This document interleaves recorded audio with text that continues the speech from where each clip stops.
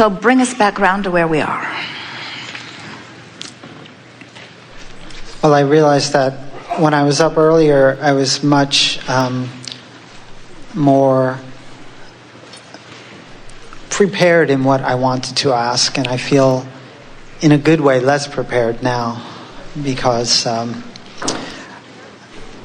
trying to get at deeper questions, and I started with abstract questions, and I guess part of why I brought up this phenomenon of narcissism was because I have trouble sometimes staying in my center with other people, especially people that have very strong wills.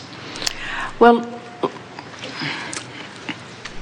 let's make sure we're all talking about the same thing here. So, do you believe that there is something inappropriate with a person being confident?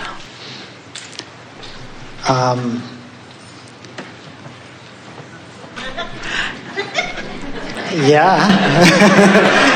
I mean, I know that's not the right answer, but if I look at how I behave and how I feel around people that are confident or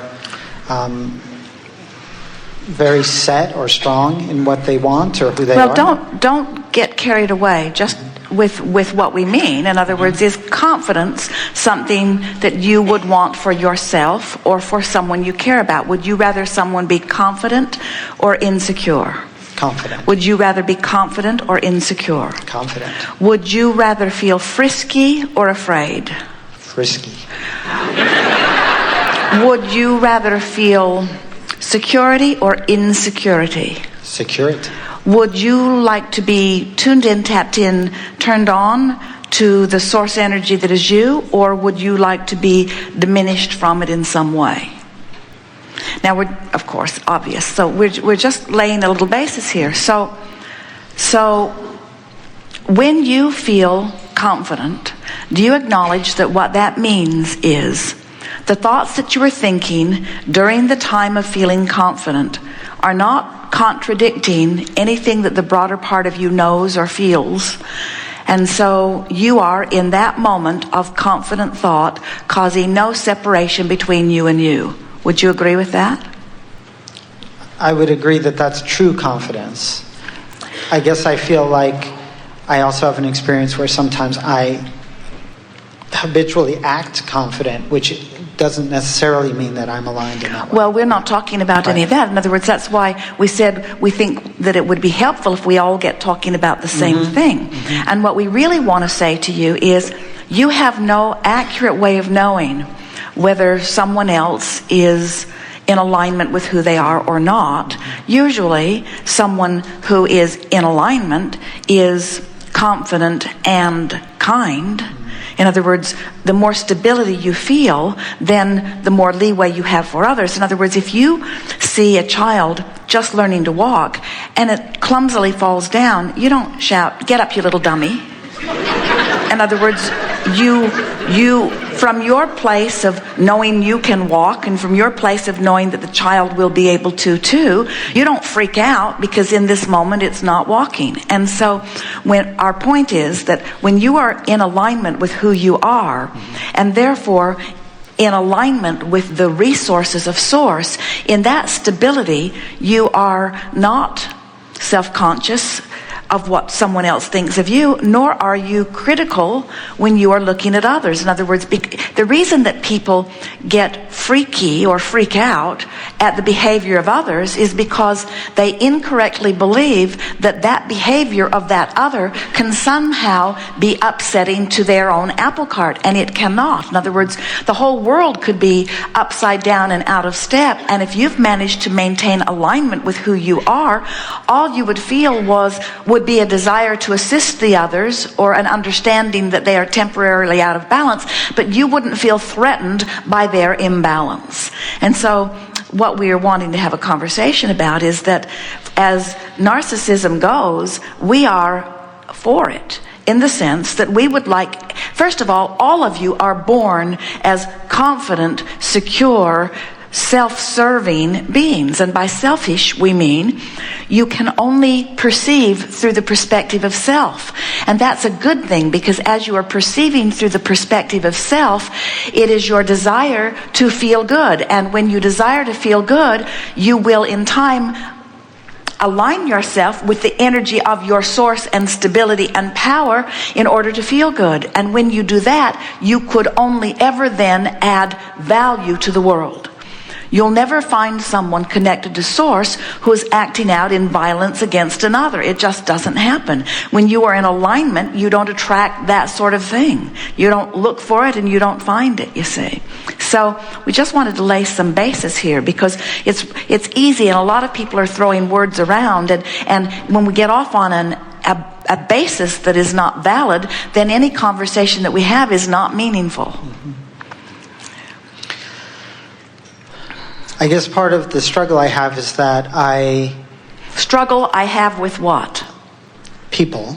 The struggle I have with other people. The struggle I have with some other people. But why would why would you let someone else be so important to you that you would label them a struggle? I know, it doesn't make any sense. It doesn't. No. And we think the only reason that you would do that is that you think their behavior, their conformity, their something that they're doing must be necessary for your own survival or your own well-being. And that's the thing that we're trying to convince you is not accurate. In other words, the only thing that makes up your experience is the vibration of who you really are and the vibration of who you're being and the relationship of the two. And everyone else is irrelevant to your stability. Really. Now, what the part that they play is they've come forth. You all have come forth to interplay with one another because they provide the contrast that helps you to ask. So if you see behavior in others that is upsetting to you, all it does is make you ask for something more.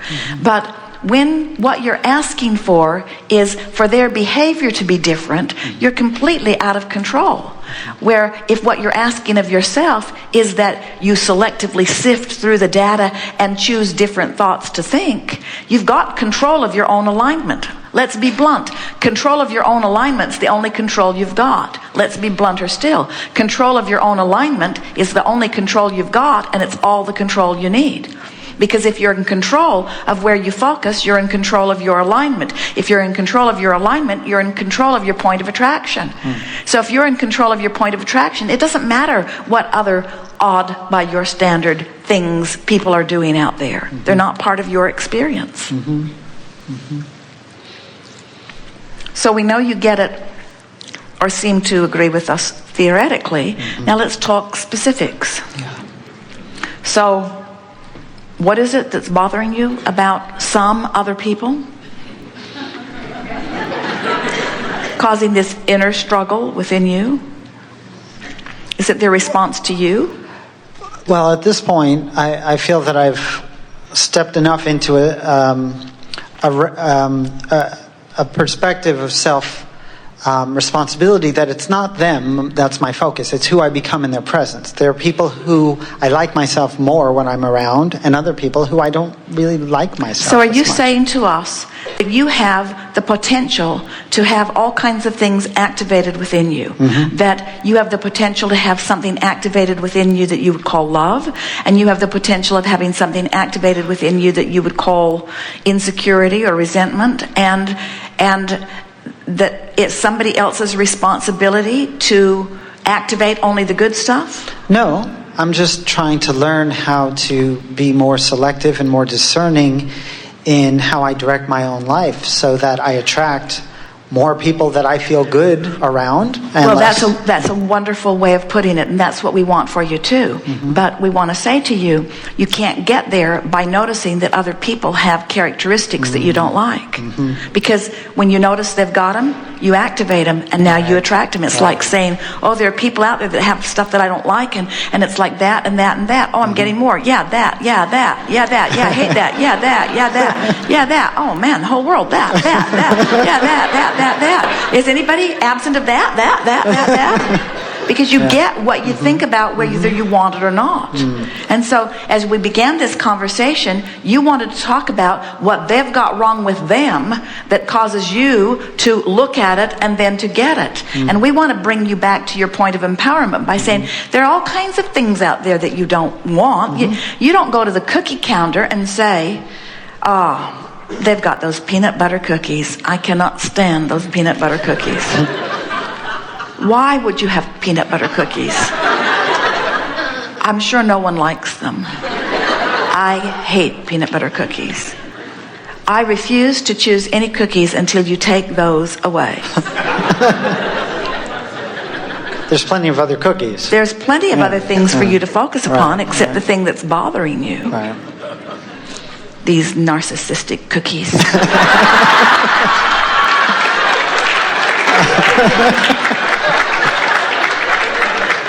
Maybe if I call them cookies from now on, I won't take it as seriously. Maybe if you accept their right to be as they are and you exercise your ability to focus where you feel best. And the thing that's really interesting about that is that every one of these people who have these characteristics that are driving you crazy have other characteristics that you would like if you could focus upon them. You can become a selective enough sifter that you can get the best out of every cookie you focus upon. We're not kidding. Even people who have overtly obnoxious tendencies, you can focus around them and have meaningful relationships. Now, we're not saying that you have to do that. We're just saying to you that when you are in alignment with who you are. Now, that, for example. We're just playing with you. Very annoying. That is truly annoying. And if we based our entire relationship with him upon the fact that he did not turn off his telephone, we would never be able to tolerate him again. But he has so many other redeeming features. He's been responsible for some of the best material that has ever flowed through this forum. Therefore, what's a little telephone in the middle of a recorded session?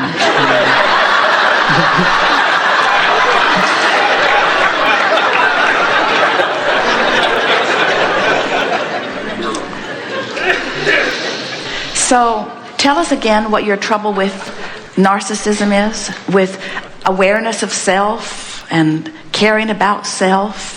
Do you think it's because what's really bothers you about a person like that? How does that negatively impact you?